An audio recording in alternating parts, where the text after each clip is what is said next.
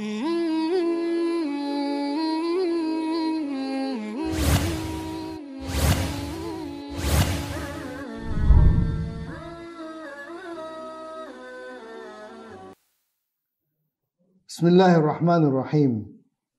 Alhamdulillahi Rabbil Alamin. Wa nusalli wa nusallim ala al-mab'uthi rahmatan lil alamin. Nabiyyina Muhammadin wa ala alihi wa sahbihi ajma'in.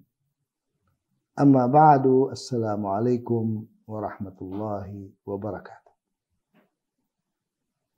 Mga minamahal po namin ng mga kapatid at mga giliw namin na taga-subaybay, patuloy pa rin tayo dito sa kung paano inaangat ng Islam ang mga kababaihan na katulad ng sinasabi natin ay kapantay ng mga kalalakihan. Dito sa kabanata na ito na Suratun Nisa, sura o kabanata ng mga kababaihan, ay halos pantay ang pag-deliver ng wahi para sa mga kalalakihan at para sa mga kababaihan. At katulad sinabi natin mga kapatid, nandito yung isa sa napakahalagang karapatan ng babae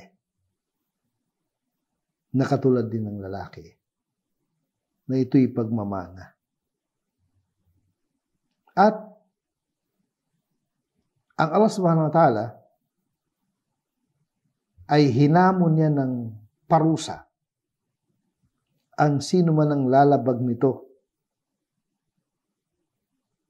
Kaya anong sinabi ng Allah sa Suratun Nisa, aya na 13 at saka 14 ng kabanatang ito na kabanatang pang-4 ng banal na Quran na tinatawag na Suratun Nisa, kabanatang mga kabaihan ng sinabi ng Allah bilang parusa doon sa mga hindi sumusunod.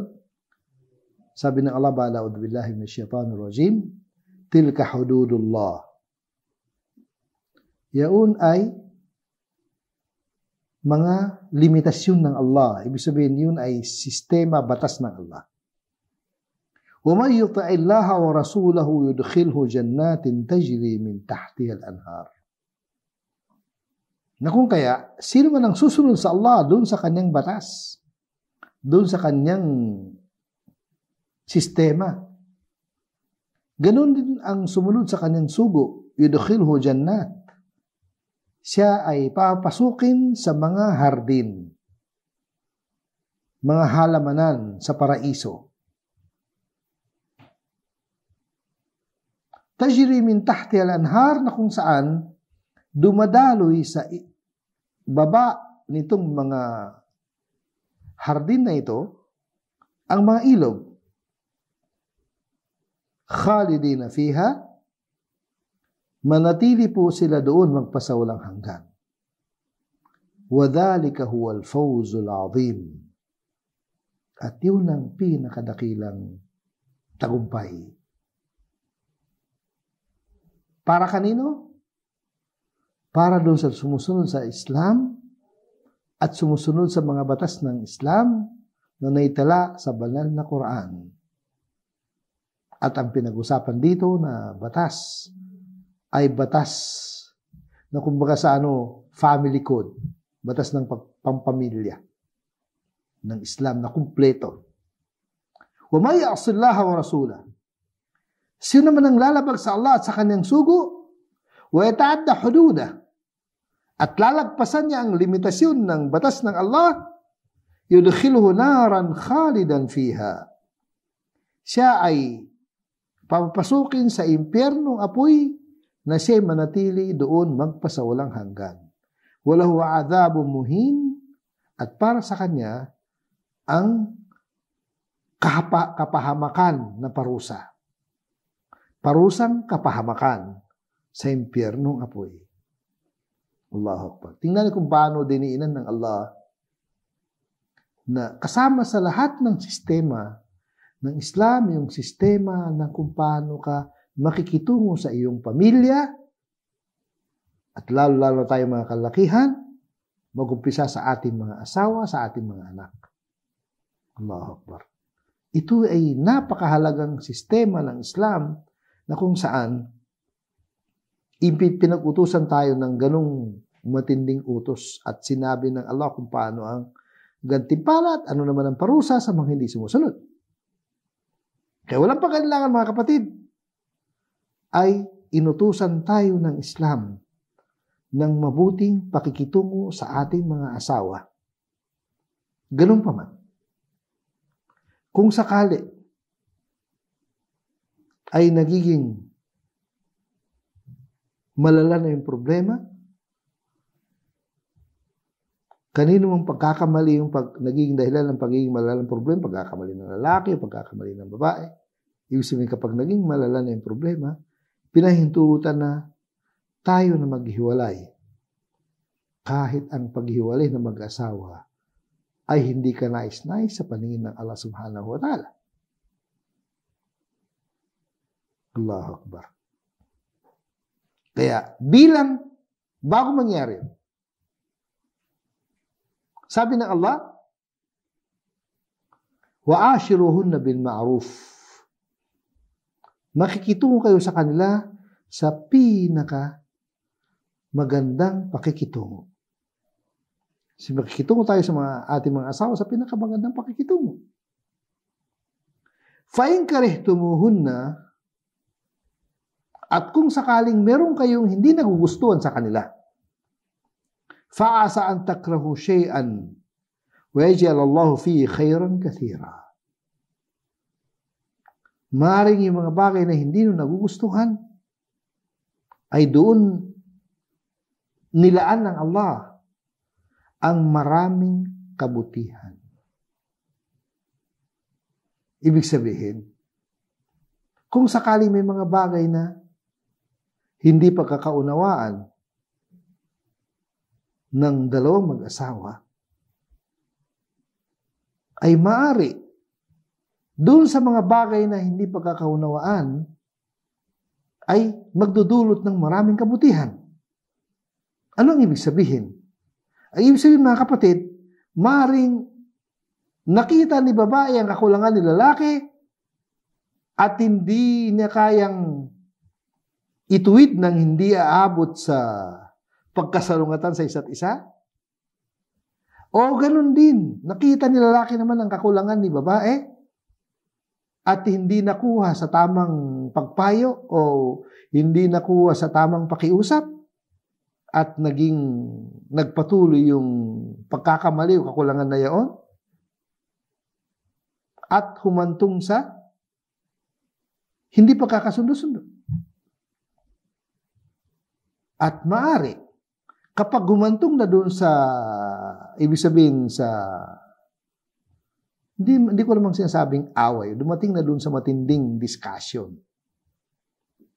Matinding, ibig sabihin, matinding pagtatalo-talo. Ay, kung sino man ang may pagkakamali, may kakulangan, sa pamagitan ng magandang pagtatalo-talo, ay mapapatunayan nung may kakulangan kung ano ang kanyang kakulangan at ito'y kanyang babaguhin. Kahit sino man sa dalawa. Kaya yun ang sinasabi ng Allah subhanahu wa ta'ala dahil doon sa napunta sa hindi pagkakaunawaan ay nagdulot naman ng kabutihan. Bakit? Bakit mga kapatid? Dahil napatunayan nung sino man na may kakulangan doon sa dalawa ang kanyang kakulangan. At the same time, nakita niya yung kabutihan nung kabilang panig dahil dun sa pakikitungo sa kung paano solusyon sa problema. Meron ako nakita, totoong pangyari talaga mga kapatid, hindi ko nakita pala, narinig ko, kwento ng isang magaling na nagpapaliwanag patungkol sa kung paano solusyon sa hindi pagkakaunawaan ng dalawang mag-asawa. Ito naman mga kapatid, ay lumitaw yung katinuan. Lumitaw yung kabutihan ng babae. Allahu Akbar. Paano nangyari mga kapatid? Si lalaki ay merong masamang ugali. Allahu Akbar. Ito yung totoong kwento mga kapatid, hindi ito kwento-kwento lang. Totoong kwento. Masamang ugali kung saan konting problema lang ay sampal. Konting problema lang ay masamang pag-ugali ng lalaki. Pero dahil sa kabutihan ni babae na ayaw niyang masira ang kanyang pamilya, nagkataon sa isang pangyari na nasampal sa kanyang asawa, yung babae, ay napaiyak na lang siya. Nagkataon naman sa oras na siya umiyak, dumating ang kanyang ama ng babae. Kumatok ng pinto. Pagkatok ng pinto, hindi masyadong napunas ng babae yung kanyang luha. Parang nandun pa rin siya lumuluha. Pagbukas ng pinto, nakita ng ama niya parang lumuluho yung kanyang anak. Sabi niya, anak, ano nangyari? Sabi ka umiyak? Sabi niya, tay, tagal na namin kasi magkasawa, hindi mo lang kayo nakabisita sa amin. Kaya namimiss ko na kayo. Kaya napaiyak ako nung nakita kita. Tingnan ko paano pinaliktad sa tamang pagbaliktad na kahit sabihin pa natin hindi siya gano'ng katotoo. Doon na-discover nung lalaki. Kasi nakikinig siya sa usapan ng mag-ama eh. Doon na-discover ni lalaki kung gaano kabuti ang kanyang asawa at mula noon, mubaliktad na siya ng 180 degrees, naging mabuti na yung lalaki. Kaya nagkasunod na sila. Kaya yun lang, isa yung sa halimbawa, dito sa sinabi ng Allah Subhanahu wa Ta'ala, na وَيَجْعَلَ فِي خَيْرًا كَثِيرًا, maraming kabutihan ng lilitaw kapag lumabas na yung mga kulay ng bawat isa. Kaya ang punto dito mga kapatid, lumabas yung pagiging mabuti ng babae, yung asawa, yung kanyang, kumbaga ginintuang pag-ugali, na nag-asawa siya, nang tanggap niya ang kanyang pag-asawa, pagkatapos hindi niya alam na ganoon pala yung kanyang asawa, pero pinagsisikapan niya na may tuwid ang kanyang asawa at binigyan siya ginabayan siya ng Allah at naituwid niya ang kanilang hindi pagkakasundo sa ganung pamamaraan. Allahu Akbar. Kaya ang punto dito, ibig sabihin nun, dapat pala kapag nagharap hindi nagkakasundo, kailangan mayroon nasa baba, mayroon nasa taas. Nagpakumbaba si babae, kaya naituwid ang pagkakamali ng kanyang asawa. Okay mga kapatid, pagpatuloy po natin. Jazakumullah khair.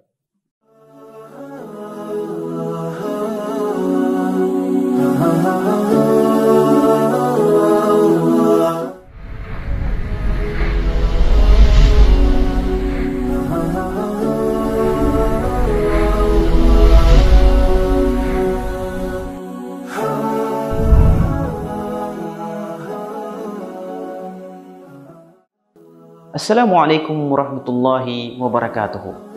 Ang bawat isa sa atin ay nangangarap na magkaroon ng sarili niyang bahay. Kahit anong antas ng kanyang buhay, ay nangangarap na magkaroon ng sarili niyang bahay. Ikaw ba?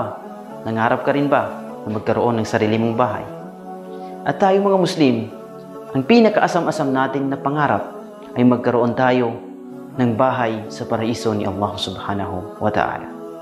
Sinabi ni Propeta Muhammad sallallahu alaihi wasallam, "Man salla 12 rak'atan fi yawmin wa laylatin, buniya lahu bihinna baytun fil jannah." Sa pinakamalapit itong kahulugan, sinabi ni Propeta Muhammad sallallahu alaihi wasallam, sino man ang magsasala ng 12 raka'a sa gabi at sa araw, ay ipapatayo sa kanya ang bahay sa paraiso ni Allah Subhanahu wa Ta'ala. Ano itong 12 raka'a na ito na binanggit ni Propeta Muhammad sallallahu alaihi wasallam? Itong 12 raka'a na ito ay ito ang sunanur rawatib. Kilala sa katawagan na sunanur rawatib, 2 raka'a bago magsala ng fajr, 2 raka'a o 4 na raka'a before magsala ng dhuhr, 2 at 2 raka'a pagkatapos ng salatul dhuhr, 2 raka'a pagkatapos magsala ng salatul maghrib, 2 raka'a pagkatapos magsala ng salatul isya. Itong 12 raka'a na ito na sinabi ni Propeta Muhammad sallallahu alaihi wasallam, ang inakala ng karamihan sa atin ng mga Muslim ay parang walang silbi ito o di kay parang wala lang. Pero ito pala ang magiging dahilan kung paano tayo mapapatayuan ng bahay sa paraiso ni Allah subhanahu wa ta'ala. At hindi lang yan, itong 12 rakaan na ito ay ikukumpleto sa mga pagkukulang natin sa pagsasala natin ng salatul mafruḍah. Kung may mga kulang doon, habang tayo ay nagsasala ng salawatul mafruḍah at ang isip natin ay naglilipad-lipad o saan man siya napupunta, at dahilan ng pagkakulang ng reward sa atin sa ating pagsasala, itong sunanur rawatib na ito na 12 rakaa ay ikukumpleto doon sa mga nagkulang na yaon habang ikaw ay nagsasala ng salawatul mafruḍah na ang isipan mo ay nasa ibang ibayo. At yan mga kapatid sa pananampalatayang Islam, pangalagaan natin itong sunanur rawatib na ito na 12 rakaa kung gusto natin magkaroon ng bahay sa paraiso ni Allah subhanahu wa ta'ala. Hanggang dito na lang. Ito po ang inyong kapatid sa pananampalatayang Islam, Qaradawi bin Salik. Assalamualaikum warahmatullahi wabarakatuh.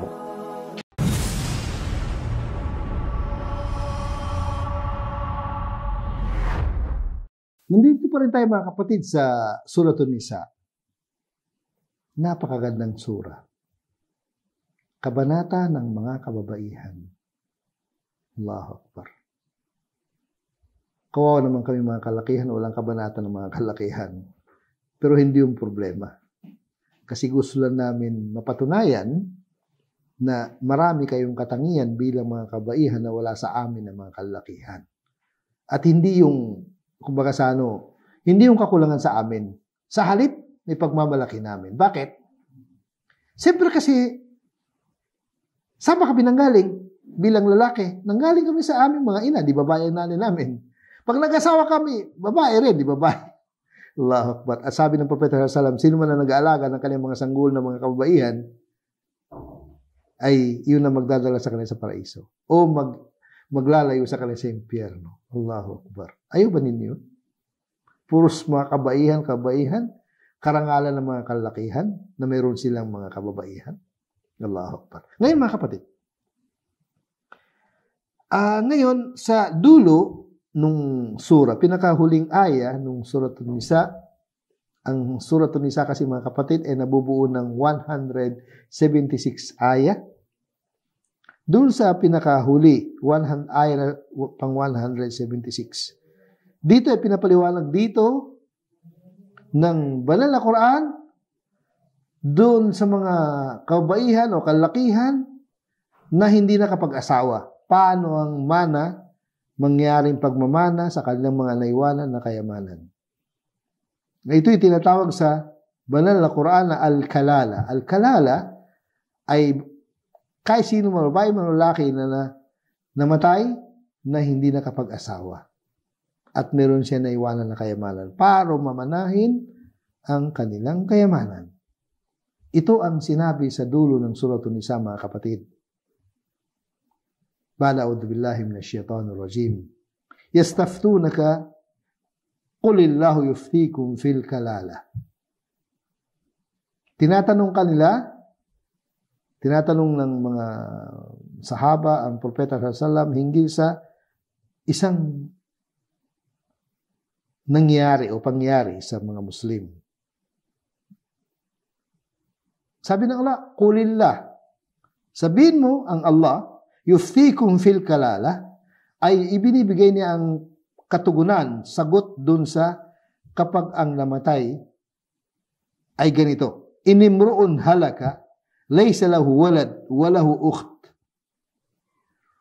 Kung sakali, isang tao ay namatay, na wala siyang anak, subalit meron siyang kapatid na babae, falaha nisfu ma tarak. Makukuha niya ang kalahati nung naiwanan nung kapatid ng lalaki. Wa huwa yarithuha illam yakun laha walad. Ganun din kapag namatay naman ang isang babae na walang anak, ganun din ang pagmana ng kanyang kapatid naman na lalaki kapag wala siyang anak. Fa in kanat ithnatayn, Kung sakali ang naiwanan ay dalawang magkapatid na babae, falahum ath-thuluthan.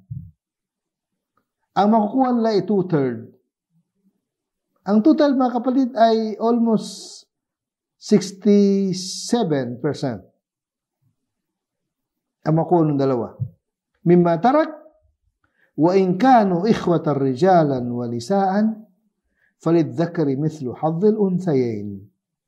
At kung sakali, ang mga tagapagmana ay mga kalakihan at mga kabaihan, si magkakapatid ng mga kalakihan at mga kabaihan, ay ang pamaraan ng paghati sa mana ay ang makukuha ng lalaki ay doble ng makukuha ng babae. Yubayyinu Allahu lakum an tadillu. Ito ay nililinaw ng Allah sa inyo upang kayo ay hindi maligaw. Wallahu bikulli shay'in alim. Ang Allah ay alam niya, saklaw ng kanyang kaalaman, ang lahat ng bagay. Kaya dito mga kapatid, ito na yung sinasabi natin na dito nagkaiba si babae sa kalalaki. Kasi sinabi ng Allah, kapag ang tagapagmana ay mga kababaihan, mga kalakihan, magkakapatid, ay lidhakari mithlu hadhil unthayain, ang makukuha ng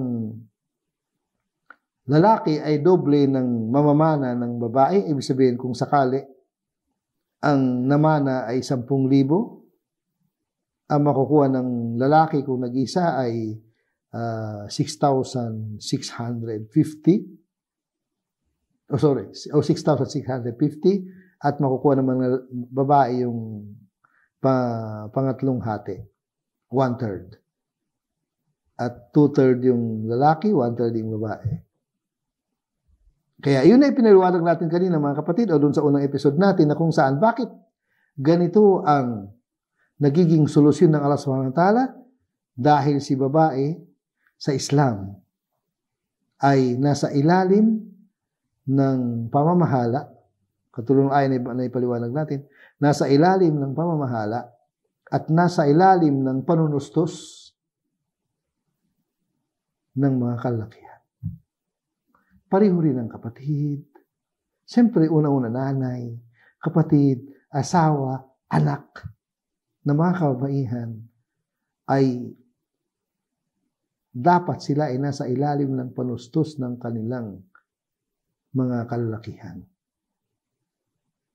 Ayun ang dahilan. Halimbawa, kung sa dalawa, babae sa kalalaki na magkapatid, sabihin natin, ang naiwanan ay dalawang magkapatid, babae at lalaki, at makukuha ng lalaki ay 2/3, sa makukuha ng babae, makukuha ng babae 1/3. Halimbawa na lang. Diba? Ay si lalaki kasi kapag nag-asawa, kailangan niya magbayad ng dowry. Kapag may asawa na siya, siya ang magtutusos na pangailangan ng kanyang pamilya, hindi yung kanyang asawa. Samantalang si babae, kapag nakapag-asawa, siya tatanggap ng dowry. Tatanggap ng mahar. At kapag meron na silang anak, ang magtutusos ng pangailangan ng kanilang anak, ang kanilang asawa, hindi siya. Ang obligasyon talaga ng panustos sa pamilya ay para sa lalaki. Inobliga ang lalaki. Hindi naman sabihin hindi siya pwede magtulungan. Pwede, kaya lang yung obligasyon ay sa lalaki. Hindi sa babae. Kaya nga, meron nga kwento, hindi ko nagkakamali. Kwento ng mag-asawa, si Abdullah ibn Mas'ud at saka si yung kanyang asawa. Ano yung kwento, mga kapatid? Si Abdullah ibn Mas'ud kasi ay, kumbaga sa ang kanyang kapalaran ay maging mahirap. Kaya minsan, hindi naging sapat yung kanyang kinikita para sa kanyang pamilya. Ay nagkaroon naman ng kapalaran ng kanyang asawa ay sabihin natin medyo business-minded. Hindi naman bawal eh. Basta magawa na yung tungkulin na pagkatapos meron siyang pinakakitaan na pinahinturo sa Islam, walang problema. Ibig sabihin nun, yung asawa na Abdullah bin Mas'ud ay nagagawa ng kanyang tungkulin bilang asawa. Asawa ni Abdullah, ina ng kanyang mga anak. ay pwede natin sabihin, mas malaki ang kita ng asawa kaysa doon sa kay Abdullah. Tinanong niya ang propeta sallallahu alaihi wasallam. Sabi niya, O Rasulullah, pwede ba ako magbigay ng zakah ng aking yaman sa kay Abdullah, sa kanyang asawa? Sabi ng propeta, oo, pwede. Allahu Akbar. Tingnan niyo. Pero si Abdullah ibn Mas'ud, pwede mo magbigay ng zakat sa kanyang asawa? Hindi. Kasi obligasyon niya ang kanyang asawa eh. Allahu Akbar. Ibig sabihin tayo bilang lalaki, ay hindi tayo pwede magbigay ng zakah. Hindi matatawag ng zakah ang ibibigay natin sa ating mga yung mga under natin na tayo tutustos ng kanilang pangailangan. Kaya hindi tayo pwede magbigay ng zakah sa ating ama, hindi tayo pwede magbigay ng zakah sa ating ina, hindi tayo pwede magbigay ng zakah sa ating asawa, ganun sa ating mga anak. Kasi ang mga ito, nanay, tatay natin at saka yung asawa at mga anak natin ay nasa ilalim ng ating pamumuno at na kung saan nasa ilalim ng ating panunustos. Sabihin tayo magtutustos ng kanilang pangangailangan, tayo yung gagasta, hindi sila. Kaya yung kayamanan natin ay panggasta natin sa kanilang pangangailangan. At ang unang-unang sa paggasta ng ating kayamanan ay bukod sa ating pamilya, sinabi sa yas'alunaka madha yunfiqun qul ma anfaqtum min khairin falil walidain. Sabi na kung kayo gumasta, ang unang obligasyon nun na para gumasta ng inyong kayamanan ay ang inyong dalawang magulang. Siyempre, bakit nilabas ng banal na Quran yun? Kasi yun ay maring di maintindihan, kaya kaagad nagbigay ng pahayagang Allah subhanahu wa ta'ala, samantalang sa mga pamilya natin na asawa at mga anak, ay understood na yun, na tayo magtutustos ng kanilang pangailangan. Kaya yun ang totoo mga kapatid. Ibig sabihin ng Allah subhanahu wa ta'ala ay talagang ipinakita niya kung paano nakapantay si babae sa kanyang asawa o kung sakaling may lamang si lalaki ay dahil sa merong sapat na dahilan para siya magiging lamang sa babae o sa kanyang asawa. Merong sapat na dahilan. Kaya ibig sabihin nun, sabi nga ng mga scholar, yung obligasyon at saka yung karapatan ay alinsunod sa nagiging punot dulo ng ating katayuan sa buhay.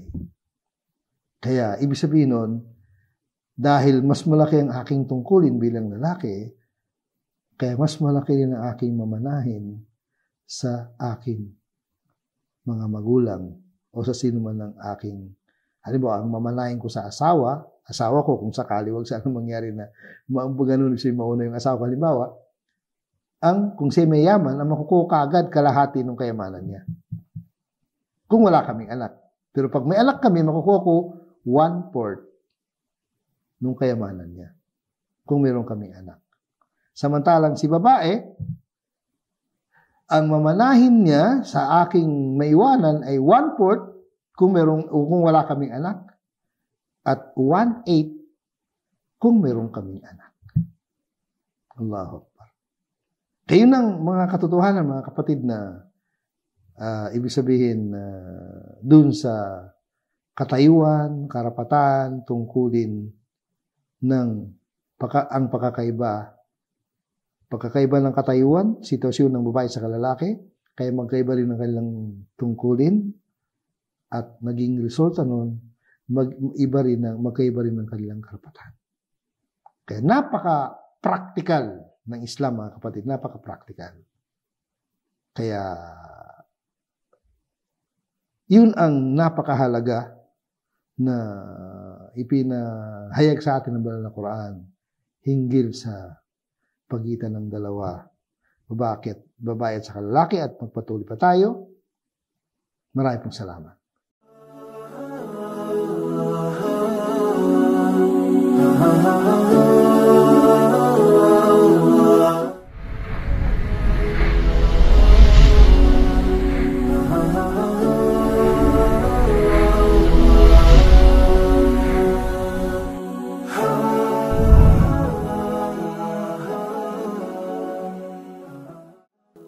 Assalamualaikum warahmatullahi wabarakatuh. Ang bawat isa sa atin ay nangangarap na magkaroon ng sarili niyang bahay. Kahit anong antas ng kanyang buhay, ay nangangarap na magkaroon ng sarili niyang bahay. Ikaw ba? Nangarap ka rin ba na magkaroon ng sarili mong bahay? At tayo mga Muslim, ang pinakaasam-asam natin na pangarap ay magkaroon tayo ng bahay sa paraiso ni Allah subhanahu wa ta'ala. Sinabi ni Propeta Muhammad sallallahu alaihi wasallam, "Man salla 12 rak'atan fi yawmin wa laylatin, buniya lahu bihinna baytun fil jannah." Sa pinakamalapit itong kahulugan, sinabi ni Propeta Muhammad sallallahu alaihi wasallam, sino man ang magsasala ng 12 raka'a sa gabi at sa araw, ay ipapatayo sa kanya ang bahay sa paraiso ni Allah subhanahu wa ta'ala. Ano itong 12 raka'a na ito na binanggit ni Propeta Muhammad sallallahu alaihi wasallam? Itong 12 raka'a na ito ay ito ang sunanur rawatib. Kilala sa katawagan na sunanur rawatib, 2 raka'a bago magsala ng fajr, 2 raka'a o 4 na raka'a before magsala ng dhuhr, 2-2, at 2 raka'a pagkatapos ng salatul dhuhr, 2 raka'a pagkatapos magsala ng salatul maghrib, 2 raka'a pagkatapos magsala ng salatul isya. Itong 12 raka'a na ito na sinabi ni Propeta Muhammad sallallahu alaihi wasallam, ang inaakala ng karamihan sa atin ng mga Muslim ay parang walang silbi ito o di kay parang wala lang. Pero ito pala ang magiging dahilan kung paano tayo mapapatayuan ng bahay sa paraiso ni Allah subhanahu wa ta'ala. At hindi lang yan, itong 12 raka'a na ito ay ikukumpleto sa mga pagkukulang natin sa pagsasala natin ng salatul mafruḍah. Kung may mga kulang doon, habang tayo ay nagsasala ng salawatul mafruḍah, at ang isip natin ay naglilipad-lipad o saan man dyan napupunta, at dahilan ng pagkakulang ng reward sa atin sa ating pagsasala, itong sunanur rawatib na ito na 12 raka'a ay ikukumpleto doon sa mga nagkulang na yaon habang ikaw ay nagsasala ng salawatul mafruḍah na ang isipan mo ay nasa ibang ibayo. At yan mga kapatid sa pananampalatayang Islam, pangalagaan natin itong sunanur rawatib na ito na 12 raka'a kung gusto natin magkaroon ng bahay sa paraiso ni Allah subhanahu wa ta'ala. Hanggang dito na lang. Ito po ang inyong kapatid sa pananampalatayang Islam, Qaradawi bin Salik. Assalamualaikum warahmatullahi wabarakatuh.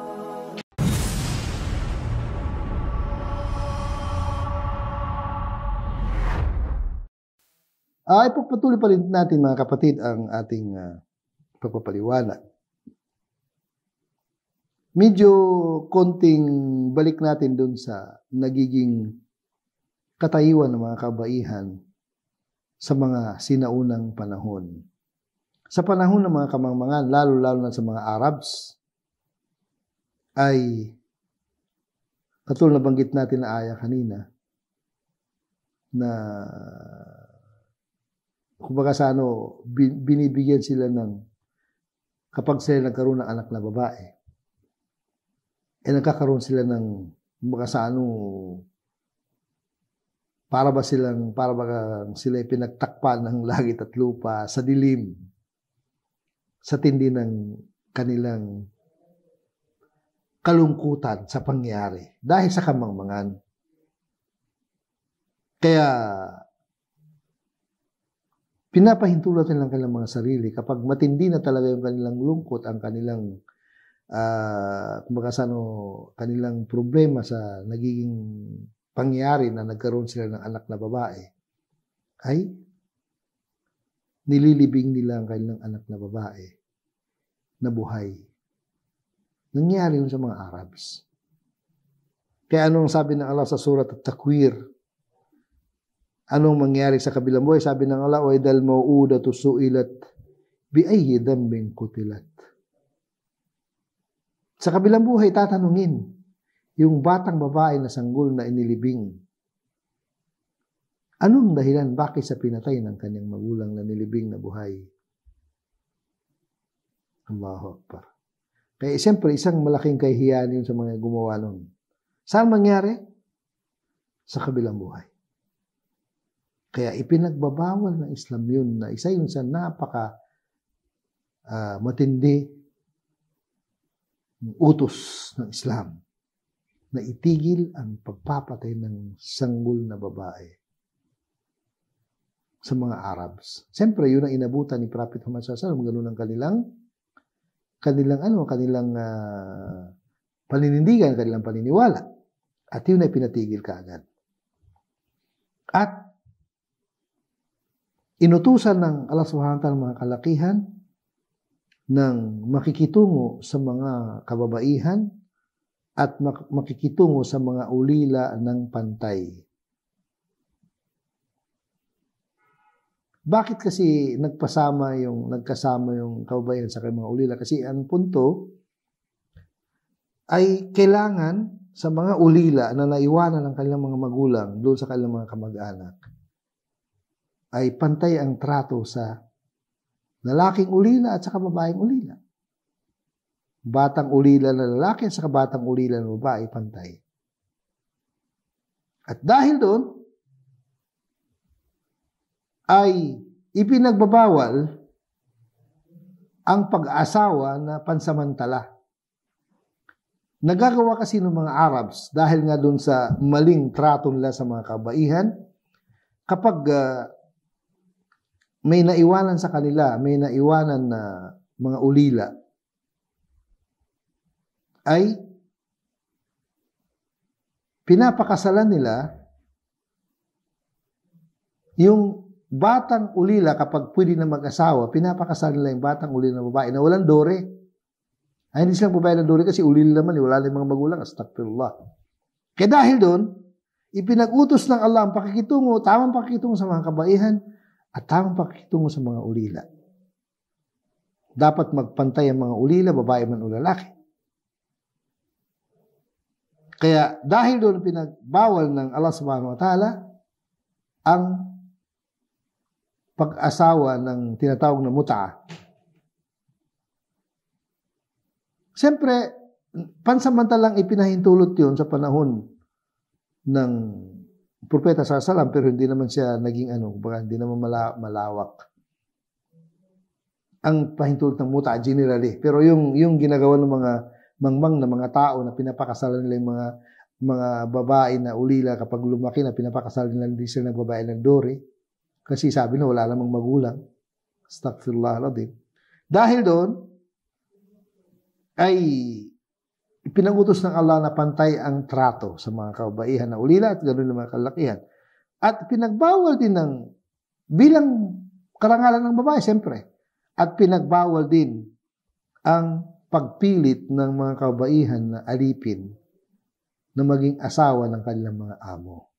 Ngayon, ipapaliwanag ko kasi pinapaliwanag yung alipin kasi dahil sa ito ay halos wala na ngayon. Pero para lang makita natin kung paano itinuwid ng Islam ang matinding pagkakamali ng mga Arabs. Sa Islam kasi, sa batas ng Islam, ay ang magiging alipin, babae man o lalaki, ang mga taong nabihag sa labanan. Labanan, siyempre, yung tamang labanan. Yung mga taong nabihag sa labanan, babae man o lalaki, ay nagiging alipin yun. Yun ang tinatawag na alipin sa Islam.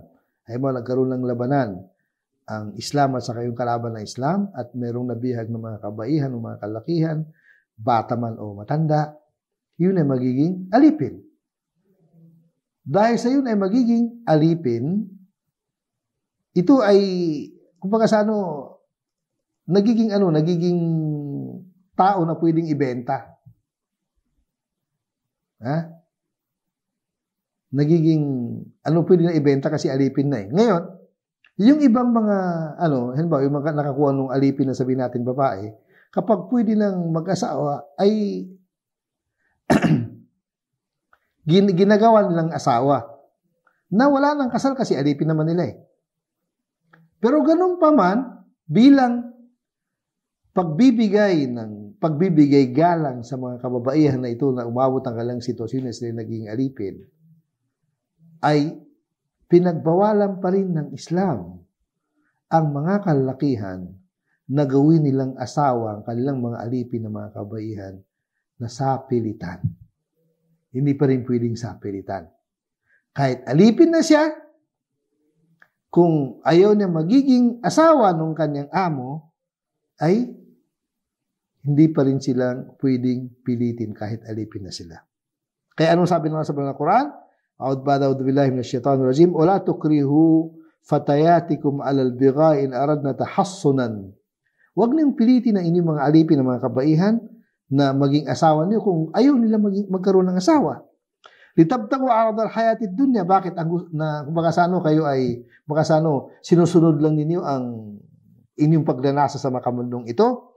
Wa may yukrihunna fa innallaha min ba'di ikrahin ghafurur rahim. Subalit kung sakali yun ay nangyari na pinilit nyo inyong mga alipin ng mga kabaihan, ay pagkatapos humingi kayo ng tawad sa inyong pagkakamali, kayo ay pinapatawad ng Allah subhanahu wa ta'ala.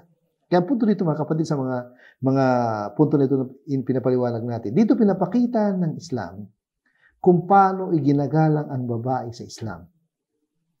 Ngayon, meron akong kulang paliwanag sa alipin. Magiging alipin yun kapag hindi tinubos ng kalaban. Ang punto kasi kapag yung nabihag sa labanan, tutubusin ng kalaban para makabalik sa kanila. Eh kapag hindi tinubos, yun ay magiging alipin. Ngayon ang ibig natin sabihin mga kapatid, na kung saan yung mga alipin na yon ay kahit alipin na sila, wala pa rin karapatan ng kanilang mga amo na pilitin sila maging asawa.